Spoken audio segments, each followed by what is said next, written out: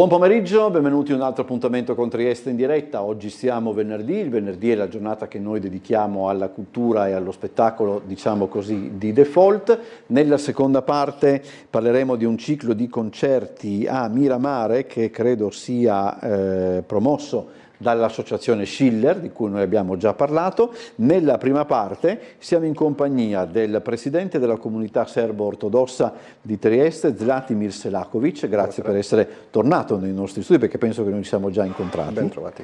E poi siamo in compagnia di Dragana Bogdanovic, che è segretario della comunità serbo-ortodossa. Grazie per essere venuta nei nostri studi. Con i nostri ospiti in questa prima parte della nostra trasmissione parliamo di un appuntamento che in realtà noi avevamo già anticipato, credo un mesetto fa, se non vado errato, ed è l'esibizione dell'Ensemble Nazionale Colo, che è in programma martedì prossimo, quindi il 13 di maggio, alle ore 20:30 al Politeama Rossetti. È uno spettacolo che propone danze popolari e canti della Serbia.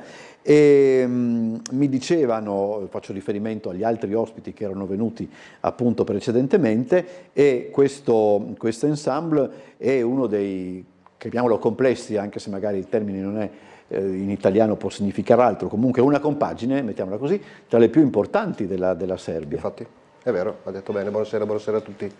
Un ensemble fondato nel lontano 1948, allora subito dopo la seconda guerra mondiale, rappresenta anche un risveglio di un popolo, di un popolo ovviamente rovinato dalla guerra, con la voglia di lavorare, di ricostruire e di conservare nello stesso tempo. È l'ensemble che conserva proprio le danze tradizionali le serbe, ma non solo della Serbia, invece delle altre terre serbe, magari sparse nel tutto il territorio dell'ex Jugoslavia, no? E sicuramente rappresenta in primo luogo, ecco, un elemento, un ente che trasmette la cultura e nello stesso tempo fa anche la diplomazia, insomma.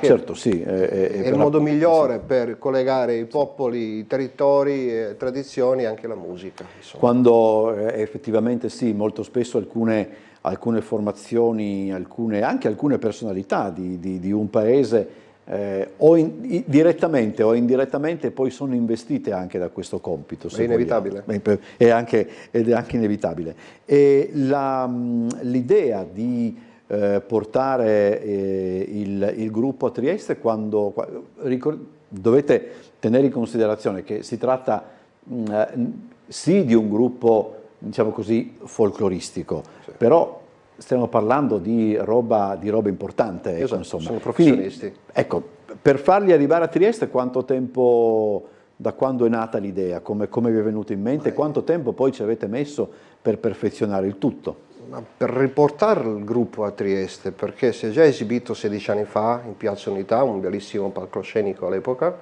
e la piazza è stata piena di gente, ovviamente, alla fine del concerto tutti in piedi applaudendo, e ovviamente il tradizionale bis del gruppo, e già quello lì era un segnale. Sicuramente è nata l'idea di riportarli di nuovo a Trieste. Contatti concreti sono stati fatti tipo un anno fa. Un annetto fa. Per perfezionare tutto, ecco, ci voleva veramente un anno, perché avere di nuovo un ensemble di questo livello a Trieste ci vogliono anche spazi adeguati, sia per far loro esibirsi, sia anche per accettare un gran numero di persone, quello che, diciamo, ci ha accontentato un po' con i numeri il teatro Rossetti. E ovviamente è subito nata anche l'idea di fare insieme con il comune di Trieste, perché senza aiuto del comune ovviamente sarebbe molto molto difficile da realizzare. Quanti sono i componenti del gruppo? Ma tra danzatori, musicisti, ovviamente il staff tecnico, sono più di una settantina, forse quasi 80 persone. Sì, quindi muovere 80 persone non è poco. Cioè, è uno spettacolo che gira il mondo e vanno sempre più o meno gli stessi gruppi, si conoscono molto bene, tutti sono professionisti. E si muovono, come posso dire, sempre tutti i componenti del gruppo quando ci sono le tournée, oppure in alcuni casi magari c'è una compagine un po' più ridotta? Come funziona? Bella domanda, ma quello che so girano sempre in gruppo. È quello, insomma, hanno il suo programma, ovviamente cambia ogni tanto, dipende dove si va, in quale paese, però hanno girato comunque il mondo diverse volte nella loro storia. Ecco, immagino che una delle difficoltà, per certi aspetti piacevoli anche di tutto ciò, sia proprio portare un numero così complesso di persone, cioè organizzare anche questo aspetto di una tournée, no? Per chi poi, come dire, deve fare, diciamo, da base logistica, anche se magari il termine è forse un po' eccessivo. Forse non mi crederà, ma assolutamente non è vero che è difficile, proprio perché loro sono un ensemble nazionale, un corpo di balletto nazionale, quindi sostenuti dal governo serbo. È una macchina che funziona alla perfezione. Ho capito, è oliata e quindi... Sì. Loro avevano tutto il loro elenco, diciamo, delle esigenze che hanno, bastava solo muoversi per tempo e rispondere. Sì, ovviamente. La responsabilità è tanta, anche un piacere, non è una cosa che per la comunità succede ogni giorno, anzi, però avendo anche un partner come Comune di Trieste che è coorganizzatore, per noi una volta che abbiamo avuto ok da loro è stato quasi facile. Quasi facile. Allora, poi parleremo anche della comunità serba a Trieste e del resto anche che fa la comunità. Però tornando alla serata del 13 maggio, appunto, c'è il contributo del comune, quindi saranno parecchie anche le adesioni, per quanto riguarda, sarà anche un parterre molto, molto ricco, no? Esatto, ci hanno risposto praticamente tutte le autorità, sia comunali che quelle che rappresentano la regione, e anche i rappresentanti delle altre comunità presenti in città, sia religiose che civili ovviamente, grandi nostri amici che ci incontriamo molto spesso anche per vari motivi. Abbiamo ospiti anche da oltre il confine, diciamo così, dalla Slovenia, dall'Austria, dalla Croazia, molti che vogliono proprio vedere questa esibizione dei professionisti di più alto livello. A questo ovviamente ci fa piacere, anzi grande piacere, di poter accontentare tutto l'interesse che arriva poi proprio dall'esterno dell'Italia, insomma, no? E uscirà anche una gran bella immagine anche della nostra città, ovviamente, potendo ospitare tutti con un bellissimo concerto. Colo che cosa significa? Ballare nel cerchio. Ah già, è vero, ce l'avevano anche detto, mi ero dimenticato. Sono danze tradizionali che sono state in qualche modo rielaborate, oppure assisteremo alla vera tradizione di danze serbe? Ma se mi permette di dire, ogni cosa ha sua evoluzione. Questo è anche vero. È nato come una tradizione, ovviamente, sicuramente nel tempo ha subito, perché risale anche certi balli anche da secoli fa, hanno subito qualche modifica, poi varie coreografie, ogni professionista magari inserisce un pezzettino suo per essere anche un domani un po' riconoscibile a livello chi conosce bene le danze folcloristiche. Però in globale, visti anche i vestiti che accompagnano tutte le danze, sono proprio tradizionali, rigorosamente anche oggi fatti a mano, e questo arricchisce molto, diciamo, la storia, la tradizione, le danze stesse e ovviamente anche lo spettacolo per sé, perché diventa una cosa indimenticabile. Che uno spettacolo, ricordiamoci anche questo, non ci sono soltanto le coreografie, sono anche le musiche. Le musiche, se non vado errato, vengono suonate anche dal vivo. Bisogna dire che loro sono in 60 circa sul palcoscenico, allora probabilmente non in ogni coreografia tutti quanti.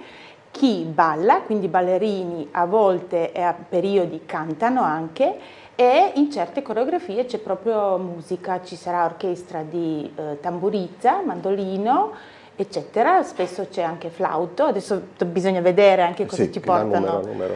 martedì sera. Perché il repertorio cambia anche di volta Sì, in volta. esatto. Perché folklore rappresenta proprio questo, sono sia danze che musica che ballo e alla fine anche i vestiti, i costumi. Ecco, l'altra volta discutevamo proprio di un dato che, come dire, può sembrare una sciocchezza, ma in fin dei conti non lo è più di tanto, di come in alcuni casi ci sono come posso dire, dei costumi o degli elementi, mettiamola così, degli elementi dei costumi che poi si ritrovano anche nelle tradizioni di altri paesi. Io avevo visto delle immagini dove, per l'amor di Dio, poi dopo dipende anche dalla fantasia che ha una persona nel fare i collegamenti, però in alcuni casi alcuni costumi sembrano anche costumi tradizionali greci, determinati copricapi, eccetera. Io lo ricordo perché purtroppo una volta a Carnevale mi hanno vestito da greco, sì, è una cosa che veramente è un trauma che ancora adesso rivivo ogni volta che vedo quell'unica fotografia. Con tutto rispetto per la comunità greca. Con tutto rispetto, anzi io ho anche amici nella comunità certo. greca, ma per carità lo rivedo. Però voglio dire, è anche bello questo, adesso non per arrivare come dire, a dire tutto il mondo è paese, che sembrerebbe una cosa che, però delle volte se ci fai caso trovi che tutto sommato parecchie cose si ritrovano. Ecco. Sono d'accordo con lei assolutamente, ma non solo diciamo dalla zona della Grecia, che è molto vicina alla Serbia. Per esempio ho visto diverse volte anche i balli tradizionali in Italia, soprattutto la Sardegna, per esempio, però ho visto anche certi movimenti, elementi diciamo della musica, anche dei vestiti, no? Poi vedi la Sardegna, la Serbia, non è che proprio si toccano generalmente, però se fosse anche Albania e Puglia uno potrebbe anche dire, esatto. vabbè, lì c'è però uno scambio. Comunque torniamo sempre su quello che ormai il mondo è un grande paese, ma era anche un grande paese, era un po' più rallentato eventualmente rispetto ad oggi. Alla fine poi quello è. L'appuntamento, poi lo diremo ancora prima di salutarci, è alle 20:30 di martedì. Bisogna prenotare, i biglietti, come funziona? No, non c'è bisogno, infatti tutte le autorità ovviamente sono ufficialmente invitate da parte della comunità, abbiamo invitato varie associazioni ovviamente, poi spazio talmente secondo noi soddisferà tutto l'interesse, non c'è bisogno di alcun biglietto, delle prenotazioni, vale per tutti i cittadini di Trieste ma anche oltre che decidono di venire, possono venire tranquillamente, siamo convinti che sarà comunque spazio per tutti. E posso dire di nuovo benvenuti a tutti, ringrazio in anticipo perché anche il pubblico crea un bel spettacolo ancora più bello, ancora più grande, ancora più importante. Poi se c'è l'entusiasmo del pubblico ma quello cambia molto, diventa ancora più chiedo scusa, divertente nel senso etimologico del termine. Allora parliamo della comunità serba a Trieste, anche per capire a me, perché purtroppo questa è una cosa che io non riesco a farmi entrare in testa. Noi identifichiamo la comunità serba e per certi versi pure la comunità greca con la chiesa serbo-ortodossa di via San Spiridione ed eventualmente magari anche con la chiesa greco-orientale delle Rive.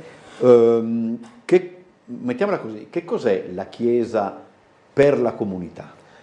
È un elemento fondamentale.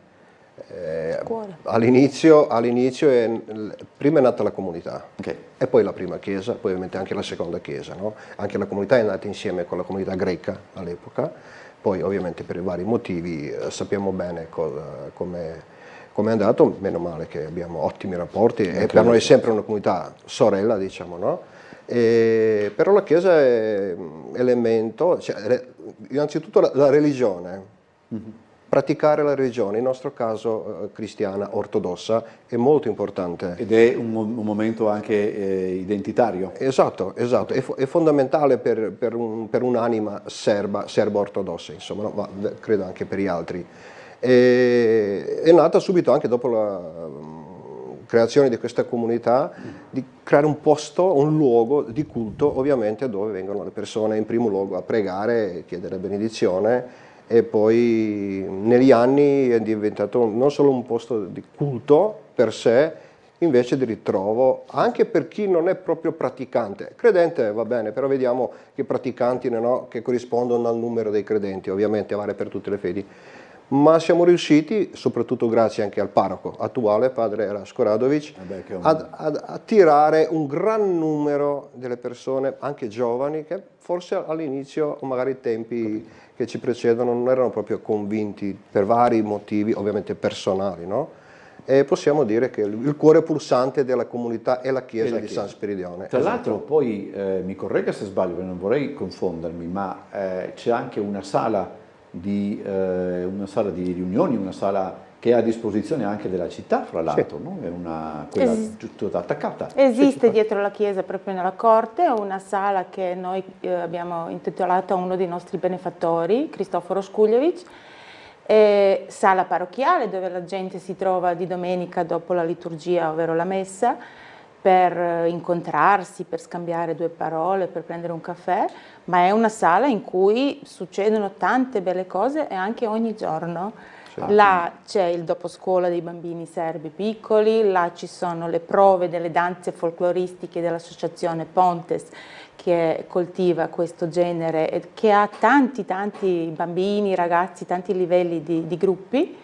Uno di loro istruttori è Stefan, che precedentemente ha annunciato, sì, amante delle danze folcloristiche, e in questa sala sì, ogni tanto c'è qualche conferenza, c'è qualche incontro particolare, presentazione di libri, mostre. E anche questo è importante. La vita, Tra l'altro, i compiti del segretario della comunità, quali sono quando non organizzate? Di mantenere i segreti. Ma non quelli del Presidente, ovviamente. Perché... No, io devo dire che sono innamorata del mio lavoro e della comunità in cui lavoro, perché è un ente storico nato secoli fa sulla volontà questi ricchi commercianti, armatori, agenti di assicurazioni, eccetera, eccetera, ma molto filantropi e molto lungimiranti. Loro hanno voluto la Chiesa, essendo serbi ortodossi, volevano che questa Chiesa, quindi esiste uno statuto che regola i nostri doveri, cosa dobbiamo seguire e fare.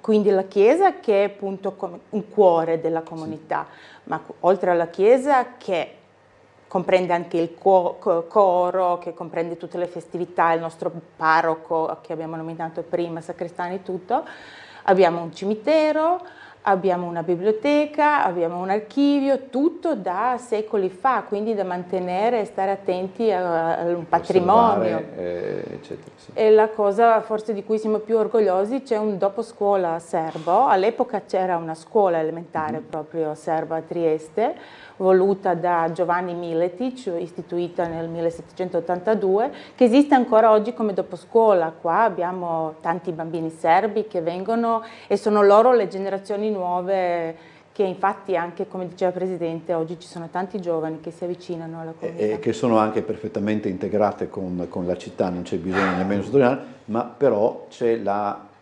necessità sociale e anche culturale poi di tenere le radici. Insomma, sono d'accordo, integrarsi bene ti aiuta a conservare meglio le proprie radici, tradizioni e il resto. Allora essere solo chiuso nel se stesso non riesci a comunicare con gli altri e anche dimostrare chi sei in realtà. Sì. Ma noi abbiamo adottato, o è andato per sé ormai da decenni, un'apertura totale verso gli altri, verso la città, verso chi ci ospita ovviamente tutti questi secoli, e abbiamo cercato sempre anche da dare il massimo. Ovviamente siamo, come diceva il segretario Bogdanovic, siamo molto contenti, felici per avere così tanti bambini che ovviamente fanno la scuola regolare italiana, però ogni giorno abbiamo dopo scuola, e posso dire che abbiamo oltre 200 bambini che vengono ogni pomeriggio nei nostri spazi. Abbiamo 3 aule, Anche il retro della chiesa, devo dire la verità, è molto... Infatti tutta la vita è lì, è molto bello, dietro la chiesa del cortile, nei vari c'era, spazi del palazzo parrocchiale. Tra l'altro, toglietemi una curiosità. Allora, noi vediamo le immagini quando ci sono delle celebrazioni in chiesa, sono immagini davvero sono cerimonie molto suggestive, eccetera. Questa è una stupidaggine, ma mi è venuta in mente adesso. E noi siamo abituati anche in questo caso a identificare appunto quella chiesa come la chiesa serbo-ortodossa. Ma esistono anche chiese moderne serbo-ortodosse in Serbia, eccetera, oppure c'è deve essere proprio così, insomma? Non so se è chiara la domanda. No, il termine moderno, cioè, nella nostra fede, nella nostra chiesa, cioè, non esiste il termine moderno. La chiesa è sempre quella, ortodosso, i canoni sono quelli, le regole sono quelle, vengono rispettate ovviamente da tutti, qualcuno rispetta con certo rigore, qualcuno magari un po' meno, però non quella non è se voleva risposte per l'edificio, anche oggi le chiese che costruiscono, se mi permette Presidente, sono sempre in stile tradizionale, non bizantino, come... diciamo stile bizantino, architettonicamente no, non sono moderne, no. Ho capito. Ecco, e possiamo dire che questa è una delle più belle chiese serbo-ortodosse nel mondo. È una chiesa bellissima. Nel mondo, bellissima, veramente. Come adesso e andiamo molto orgogliosi dei nostri predecessori che hanno saputo creare. E devo dire la verità, anche la chiesa greco-orientale è molto bella. Abbiamo, oltre ad avere la fortuna di avere molte... di essere una città interreligiosa, multireligiosa, Trieste ha anche la fortuna di avere delle chiese belle, anche la sinagoga è molto bella, insomma, certo. sono stato abbastanza ecumenico, insomma, per dire la verità. Allora, su questo ho chiesto tutto quello che dovevo chiedere per quanto riguarda quanti sono se ha senso come domanda, quante persone compongono la comunità serba a Trieste? C'è un numero? No, ovviamente è un numero che varia, insomma, Okay, sono stati anche periodi dove erano molto più numerosi, poi per vari motivi, soprattutto dopo la crisi economica, dopo il 2008, abbiamo, come tutti gli altri, penso come l'Italia stessa, perso un numero di persone perché hanno cercato di trovare un lavoro magari oltre i confini d'Italia. Posso dire sempre con tutta la sincerità che si gira sempre un po' sotto 10.000 anime, no? Poi devo sempre sottolineare che molti di serbi negli ultimi anni hanno ottenuto la cittadinanza italiana, ovviamente, in quel giorno lì un'intera famiglia, 4, 5, 6 persone, diventa una famiglia, ovviamente origine serbe, rimane sempre membro della nostra comunità. E poi a noi sinceramente non è che ci interessa molto se uno viene dall'America, Australia o Canada, importante che fa parte della chiesa, è battezzato in una chiesa serbo-ortodossa da un prete serbo-ortodosso e automaticamente venendo a Trieste da noi diventano membri. Esatto. Allora, la comunità serbo-ortodossa partecipa a parecchie iniziative anche a livello cittadino, tra l'altro anche il progetto Culto Musica. Io saluto sempre Enzo Semeraro che è anche lui un po' dietro. Dobbiamo assolutamente riconoscere il suo merito. Una ne fa e 100 ne pensa, anzi no, 100 ne pensa e 100 ne fa, perché 150 è attivissimo e quindi bisogna ringraziarlo anche, per poi una persona adesso molto, molto gentile, devo dire la verità. E quindi insomma c'è anche questo, no? Questo tipo di iniziative che cementano ancora di più, ripeto quello che ho detto prima, il legame con le origini, ma anche il legame con la città. Certo, assolutamente, anche il legame con le altre comunità presenti in città, visto che la città di Trieste è proprio una città particolarissima e la musica è un elemento che collega e che rappresenta la nostra comunità con gli altri, e sottolineo anche, lei ha toccato l'argomento di una bellissima iniziativa nata anni fa come Culto Musica, sempre guidata dall'inizio dal dottor Semeraro, e anche fa parte di questo progetto, perché l'aiuto che ci ha dato in organizzazione di questo concerto non si può misurare, la sua esperienza, la capacità di organizzare e tutti i contatti che ha ci ha aiutato molto ad accorciare i tempi organizzativi e tutto il resto. Poi per le altre iniziative, ovviamente non solo culturali, anche sportive, molti eventi sportivi organizziamo come la comunità, anche i più importanti nel nord-est d'Italia, insomma vari tornei di calcio, poi ci sono campi e campi dove la comunità si applica veramente il massimo possibile, ecco. Volevo chiedere ancora una cosa, tornando allo spettacolo di martedì 13, il Rossetti è stato Scelta perfetta. la scelta perfetta, immagino anche la scelta primaria. Scelta primaria, scelta perfetta, e qua siamo stati molto contenti che il Comune di Trieste ci è venuto incontro, no? Proprio questa era la cosa più importante da ottenere. Io vorrei invece dire un'altra cosa, forse all'inizio non ero sincera, perché un po' di imbarazzo c'è sempre nelle situazioni in cui non si è quotidianamente. Il mio compito di guidare l'organizzazione è stato molto più facile proprio grazie all'aiuto di Enzo Semeraro. Senza di lui era tutt'altro percorso, senz'altro. Tra l'altro perché stante l'importanza del numero dei componenti, eccetera, logicamente c'è bisogno di un palcoscenico ampio, esatto. E il Rossetti è un palcoscenico che consente appunto di dispiegare, credo, al meglio possibile numeri così anche ben consistenti. strutturato sotto il palcoscenico, perché le danze sono molto ritmiche, molto forti, con gran numero di Sì. Il palcoscenico è molto importante, come è strutturato sotto il suolo, no? Perché non si può ballare su tutte le superfici, per dire, proprio il teatro. Questo non sapevo. Ed è fondamentale chi balla. Sì. Per lui è fondamentale avere una superficie un po', diciamo, reattiva, non proprio cemento armato, insomma, che non sarebbe Sì, poi tra l'altro quasi impossibile. Se non vado errato, poi per ragioni anche di spettacoli, eccetera, sotto è anche cavo, perché ci sono botole, c'è di gente tutto. che ogni tanto salta su C'è durante di gli spettacoli, tutto, è eccetera. vero. Veramente stare dietro le quinte di un teatro è una delle cose più belle del mondo, perché vedi, insomma, vabbè. Assolutamente. Un altro mondo. Sì, perfetto, un altro mondo.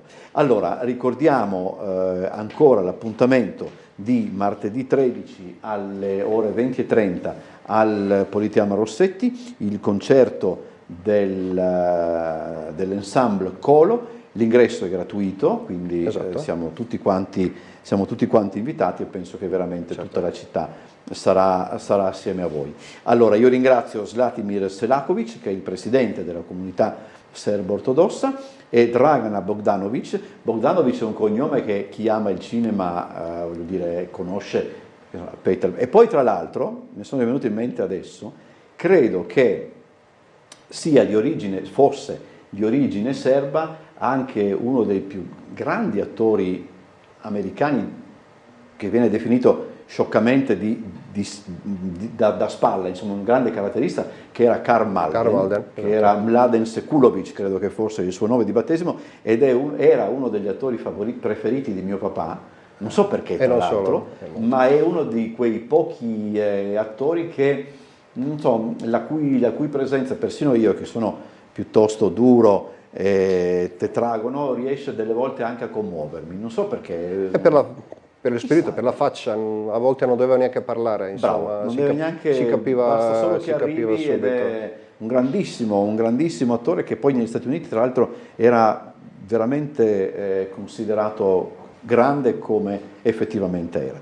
Grazie per essere stati con noi, buon lavoro Grazie a voi. e per lo spettacolo di martedì e anche per le altre attività. Ovviamente ci vediamo lì. Ci vediamo martedì. Assolutamente. Andiamo in pubblicità, poi cambiamo argomento, ma comunque continueremo a parlare di musica.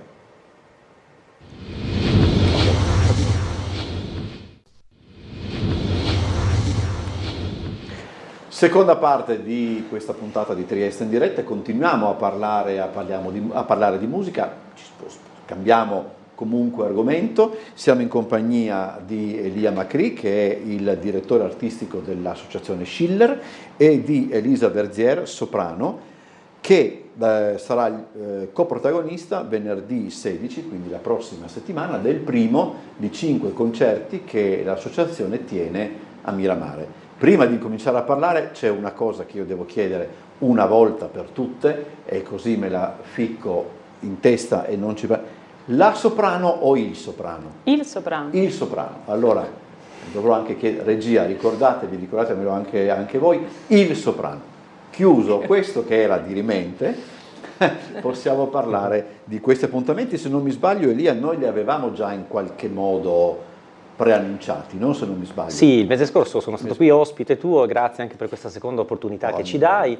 Allora, l'associazione Schiller di Trieste, nata nel 2007, propone dall'anno scorso una rassegna interamente dedicata alla musica lideristica. La lideristica è quel repertorio particolare e speciale per voce e pianoforte, soprattutto di matrice tedesca. Quindi abbiamo dei grandi poeti come Schiller, come Goethe, come Rückert, come Mattinson, eccetera, eccetera, che hanno prestato le loro poesie a grandissimi autori come Strauss, Schubert, Beethoven, Mozart, Schumann, Brahms, e ne sono venuti fuori dei capolavori. Quindi quando parliamo di lideristica, e questo lo dico agli amici a casa, bisogna sempre pensare a un termine specifico per indicare delle composizioni per voce e pianoforte. Dall'anno scorso l'associazione Schiller, che qui rappresento in qualità di direttore artistico, riesce a organizzare con il contributo della regione e delle fondazioni casali una rassegna interamente dedicata a questo tipo di musica, perché a Trieste era qualcosa che mancava.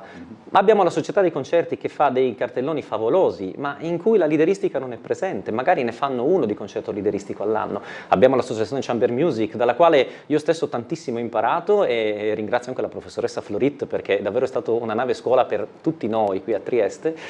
Però fa sempre quartetto, magari qualche pianista, invece la musica lideristica non era mai rappresentata. E è stata un po' un'idea mia, e assieme anche alla mia presidente, la signora Edvige Ackermann, quella di istituire una rassegna interamente dedicata a questo repertorio. Prendere a piede la settimana prossima a Miramare, alla Sala del Trono, la magnifica Sala del Trono, con 5 appuntamenti spalmati da metà maggio fino a metà settembre. Allora, Elisa Verzier sarà la protagonista del primo di questi appuntamenti. Tu accompagni al pianoforte. Il primo appuntamento sì, vedrà il sottoscritto anche in qualità di pianista, poi cederò la tastiera ad altri validi colleghi. E poi c'è accanto ad Elisa, cioè, sei col tuo compagno. Sì, insomma. esatto, Cristian Federici, baritono. Quindi cosa provate a casa? Cosa fate? Anche la sera? sì, abbiamo la fortuna di lavorare insieme. E siamo entrambi due cantanti lirici d'opera principalmente, abbiamo avuto già la fortuna di fare qualche produzione insieme, e proprio adesso siamo tornati da poco da Catania dove abbiamo cantato il Don Giovanni, e siamo felicissimi di cantare anche al Castello di Miramare questa Liederabend dedicata a Strauss assieme al nostro amico e maestro Elia Macri, e sono contentissima di affrontare il repertorio del Lieder dopo tanta opera. Michael, ma diciamo, perché magari può anche incuriosirmi in questo senso, desumo che sia, come sto vedendo sì, non è che siano più facili. No, Ecco, è una cosa diversa. diciamo anche sì. questo, perché magari uno potrebbe pensare, va ben tanto. No, sono due cose diverse. Io credo che l'opera e la lideristica, la musica da camera, l'una non esclude l'altra, sono propedeutiche. Sicuramente è un canto leggermente diverso, più intimo, basato più sul senso della parola. Cantiamo delle poesie, sono brevi, testi anche brevi, non c'è il libretto che si affronta in 3 ore di un'opera. Però lo ritrovo spesso, anche questa intimità io la ritrovo spesso anche nell'opera, e quindi le due cose sono propedeutiche. E poi immagino che anche il leader, per la sua struttura, vi obblighi comunque ad una tensione recitativa non da poco, perché quanto dura cosa sarà, 3 minuti, 4 minuti? Dipende da lead a lead, insomma ci sono lead molto brevi di 30 secondi e ci sono lead anche di 8 minuti. Quindi, però vuol dire, dovete comunque, è una storia anche là, quindi Esatto. dovete anche interpretarlo, quindi Sì, non sì. è che perché addirittura dura meno sia appunto Però meno forse- impegnativo. No, assolutamente, anzi può essere anche molto più intenso, perché l'attenzione è proprio solo sulla musica, non c'è una scenografia, non c'è una forte recitazione che può essere legata a costumi, abiti, messe in scena. E il focus è proprio sul canto, sul pianoforte in questo momento, in questo esempio. E quindi sì, e si crea bisogna fare ancora più attenzione alla musicalità che si esprime. Certo. I leader di Strauss, io conosco solo un lead, che conosco anche a memoria in italiano, ed è la trottella di chi è quello? Schubert. Pam pam pam pam pam piram tam tinta tinta tinta tinta. No, perché sennò poi ti vengo dietro e son dolori. Io ricordo quello e ce lo fecero imparare a memoria alle medie durante un'ora in italiano tutto. Noi facevamo tedesco, ma comunque l'abbiamo imparato in italiano con la professoressa, mi ricordo ancora il nome, Frida Polon, che era anche insomma il nome nomen, perché uno dice Frida Polon, se l'immagina così, però i leader di Strauss hanno hanno caratteristiche, desumo, completamente differenti, e anche passa un po' di tempo tra Schubert e Strauss, credo, no? Certo, però i leader di Strauss sono comunque dei leader al 100% cameristici e incarnano appieno l'ideale della musica da camera vocale. Non pensiamo a... No. Un lead di Strauss è intimo, forse anche più rispetto a un lead di... No, non posso paragonarli perché bestemmierei. Sono brani altrettanto intimi, importanti e piacevoli e intensi, come un lead di Schubert, I temi sono sempre quelli dell'amore, ma i temi sono sempre quelli dell'amore, sono sempre quelli della morte, del dolore, ma anche della gioia. Ecco, forse la differenza, mi collego a quanto diceva Elisa, che nell'opera lirica c'è sempre una narrazione e c'è sempre una storia. Nel lead molto spesso questa narrazione manca in virtù di un sentimento. Perché se io devo parlare di amore con un accordo di un pianoforte, con una melodia bella affilata alla voce, posso parlare di amore usando 1000 metafore, e questo avviene nel lead, perché molto spesso si parla di morte, ma mai citandola, però si capisce che si sta parlando di morte con certi riferimenti testuali a certe situazioni, e si capisce che si parla della morte, magari anche la tonalità è minore, adesso banalizzo molto per far capire a casa.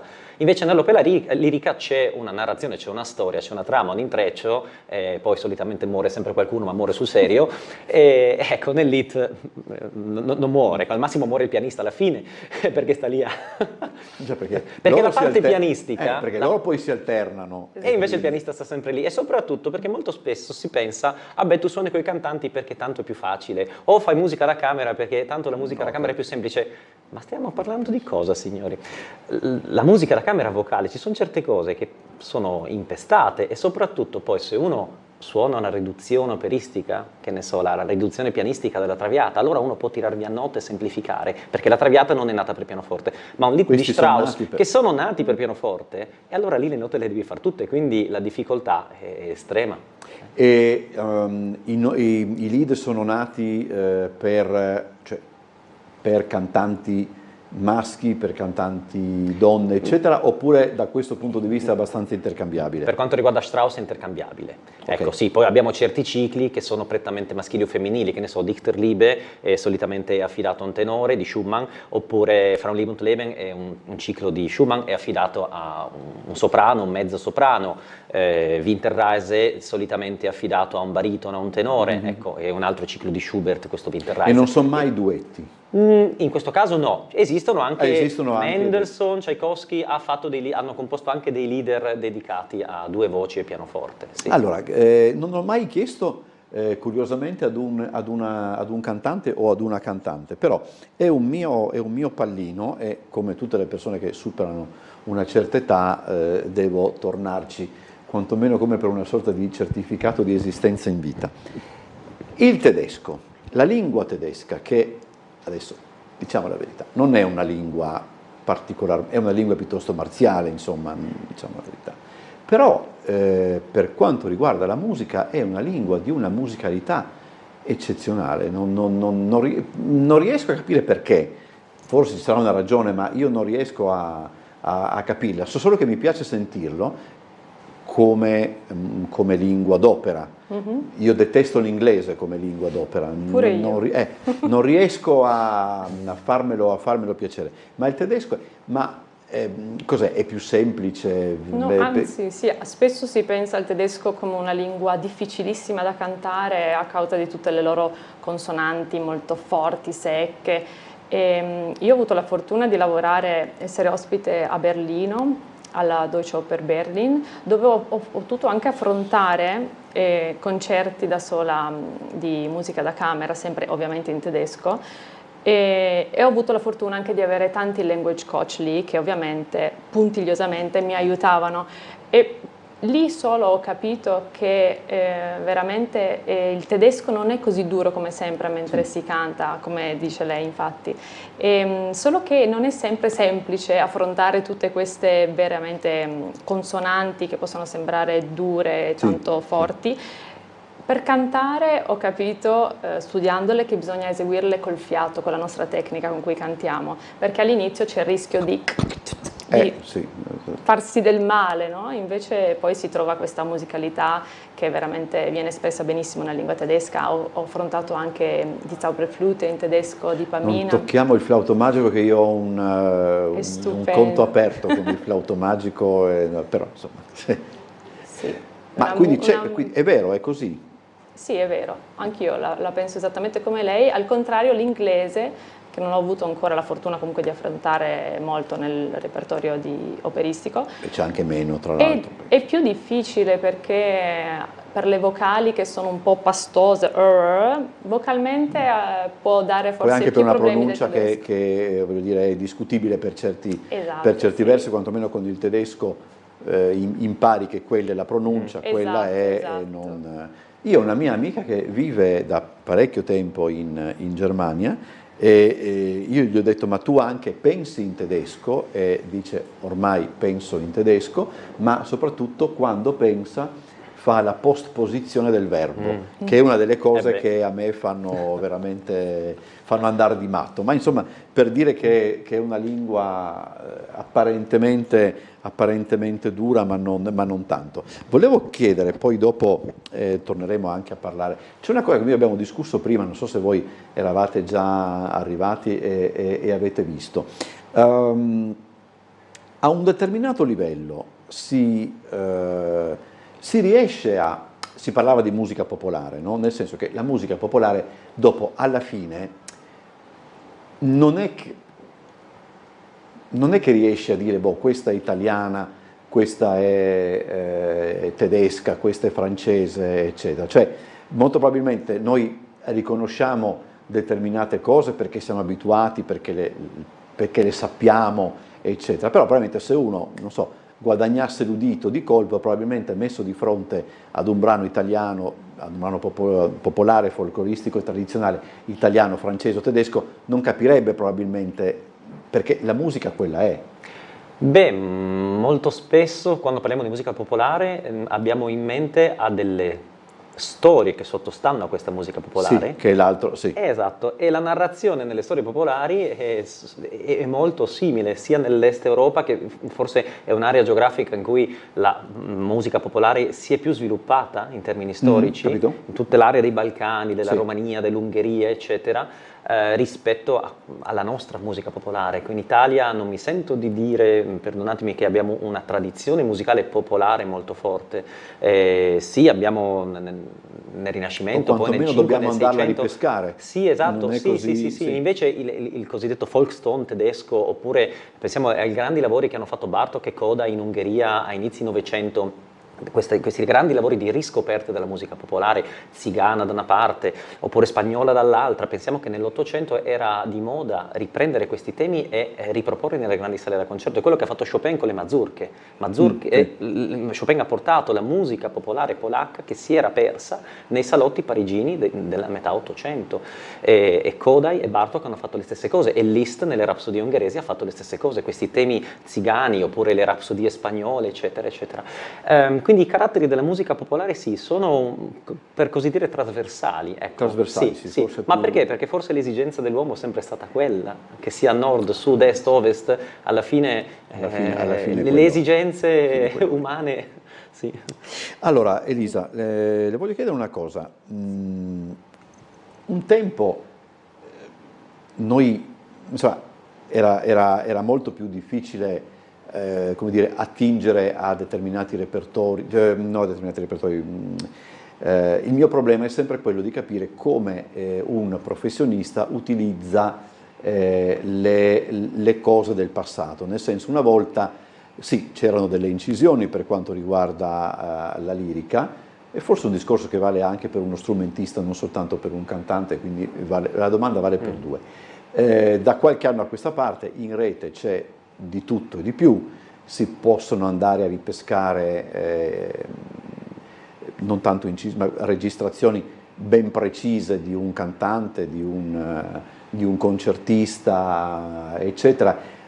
Mi chiedo sempre, dal punto di vista dello studio o della preparazione ad un'opera o ad un concerto, questo è utile, è fuorviante, pericoloso? Cioè, che uso fate del materiale che avete, del maggior materiale che avete a disposizione? Partirei dicendo che è una grande fortuna. I mezzi che abbiamo oggi, appunto, siamo veramente fortunati a poter avere sotto mano in qualsiasi momento della giornata, quando ne abbiamo bisogno, dei reperti, delle registrazioni anche di veramente tanti anni fa, o anche di artisti importanti che seguiamo tuttora dei giorni nostri.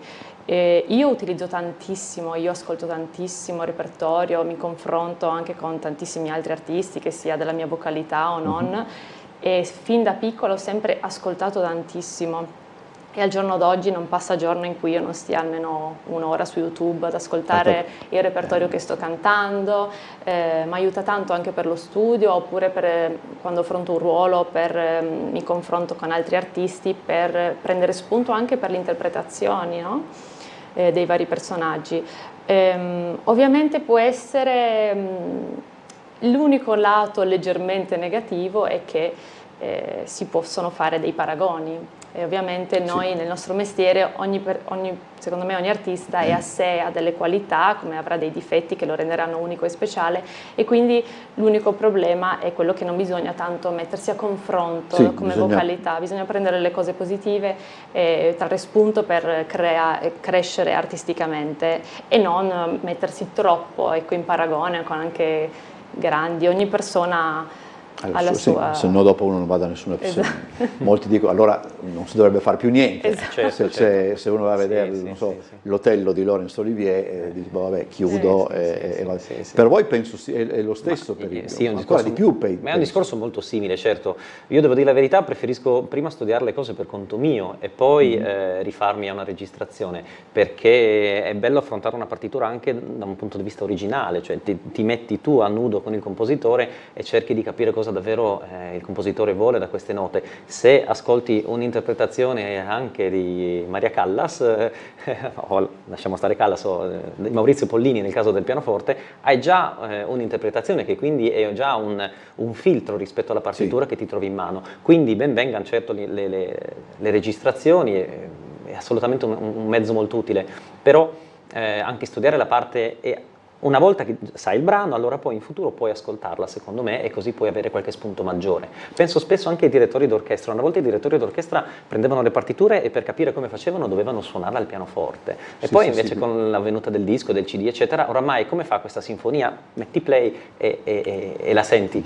È un approccio di studio diverso, sicuramente valido, però ecco, sono due cose che devono compenetrarsi l'una nell'altra. Allora, abbiamo ancora 5 minuti, però prima di... se no mi dimentico delle cose, quindi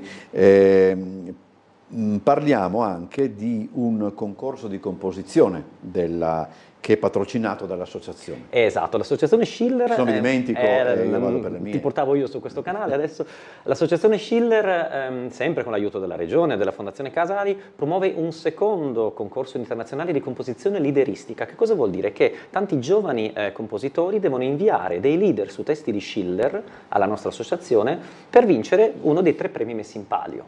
Il primo premio è la somma di 1.500 euro più la pubblicazione della della composizione premiata, è stato messo a disposizione dalla generosità di una mecenate, la signora Siglinde Kulterer Pacorini, che ci tengo qui a ringraziare pubblicamente per questo gesto di munificenza. Poi il secondo premio di 800 euro invece è messo dall'associazione e il terzo premio invece è destinato a un compositore nato residente in Friuli Venezia Giulia e messo a disposizione dalla Fondazione Anagnan di Trieste, che anche ringrazio pubblicamente.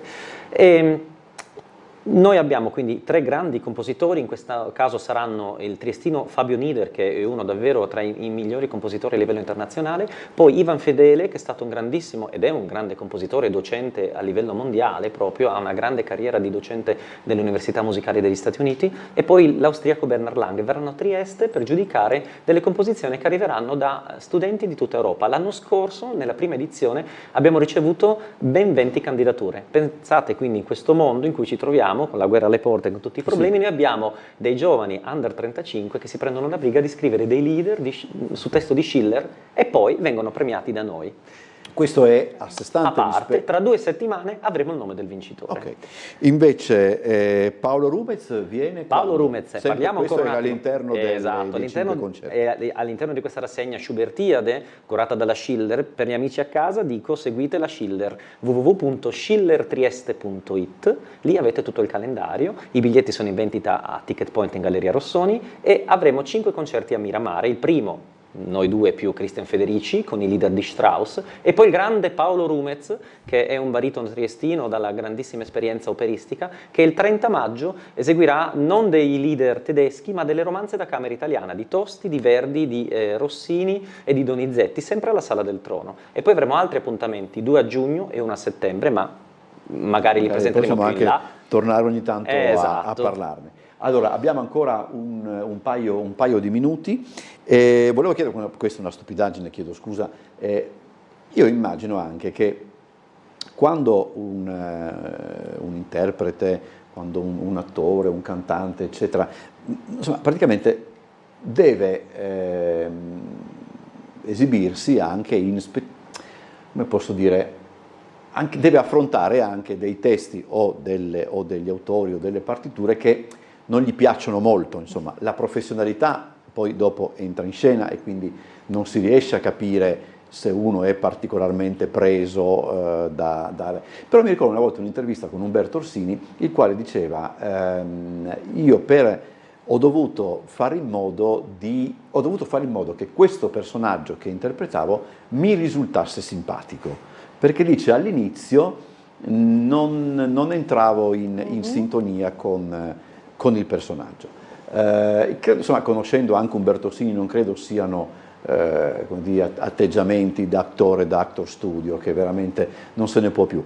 Immagino che sì, cioè, siete uomini e donne anche voi, cioè avete anche voi le vostre preferenze, certo, o simpatie o antipatie per un personaggio. Sì. Dovete farvelo piacere, oppure per qualche personaggio particolare magari è meglio non farselo piacere? Sicuramente bisogna trasmettere il fatto che ti piaccia farlo in quel momento, almeno al pubblico. Ah beh, sì, questo sì. Sarò sincera, spesso a volte può capitare che si affronta una partitura che sia opera, lideristica, concerto, musica sacra, che all'inizio prende male, dicevo questa cosa veramente non mi va giù, come la farò? Però personalmente poi con lo studio sempre tutto mi è sempre piaciuto, sono sempre stata affascinata da qualsiasi cosa che ho interpretato. Chiaramente affrontando l'opera e i personaggi, può essere che ci sia un personaggio che devi affrontare in cui magari non ti rivedi, che fa nell'opera delle scelte o ha un carattere molto diverso dal tuo, però anche quello bello, no? Immedesimarsi in una persona che è diversa, lunge da te e riuscire a trasmettere sempre delle emozioni vere e sincere al pubblico. Poi ci sono anche, ma questo sono i personaggi cosiddetti nel mondo del teatro e del cinema, le tinche, che non so se esistono anche in opera, che sono quei personaggi piuttosto scialbi e che quindi l'attore deve lavorarci su parecchio per renderli interessanti. E c'è un aneddoto meraviglioso e rapido. David Niven una volta venne contattato per girare la versione cinematografica di Cime tempestose, e lui disse qualunque personaggio eccetto Edgar, e gli disse, beh, noi avevamo pensato a te proprio per Edgar, però lui riuscì, insomma, sì, parliamo anche di un certo David Niven. Allora, ricordatevi che la prossima settimana, a partire dal 16 di maggio, inizia questo ciclo di 5 concerti lideristici dell'Associazione Schiller alla Sala del Trono del Castello di Miramare. Sul sito c'è il calendario, è tutto qua. www.schillertrieste.it. È tutto. Vi Grazie ad Andrea e Andrea. Grazie ad Elia Macri e ad Elisa Berzier per essere stati con noi. Buon lavoro e per martedì prossimo, ma per tutto. Adesso noi chiudiamo questa puntata, ci vediamo la prossima settimana, martedì, come sempre alle 17:55 dal PAC dello studio di Tele4.